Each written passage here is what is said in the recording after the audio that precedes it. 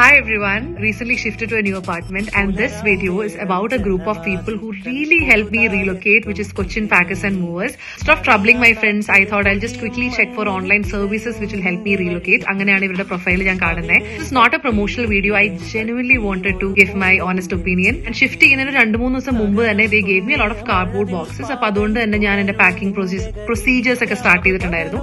And ഷിഫ്റ്റിങ്ങിന് അന്ന് അവർ രാവിലെ വന്ന് കുറെ പൊട്ടുന്ന സാധനങ്ങൾ ഉണ്ടായിരുന്നു. മിറേഴ്സ്, കിച്ചൺ യൂട്ടൻസിൽസ്, ക്രോക്കറി, ഈ പ്ലാന്റ്സ്, സ്പോട്സ് ഒക്കെ അതെല്ലാം അവർ ബബിൾ റാപ്പ് ചെയ്ത് വെരി സേഫ് ആൻഡ് സെക്യൂർ ആയിട്ടാണ് അവർ ഷിഫ്റ്റ് ചെയ്തത്. ഹോൾ പ്രോസസ് ജസ്റ്റ് ടുക്ക് ഒരു 2-3 hours busy with lot of other things ആ സമയത്ത്. അപ്പം everything was taken care of. എനിക്കൊരു AC ഉണ്ടായിരുന്നു which I wanted to shift back to my home town.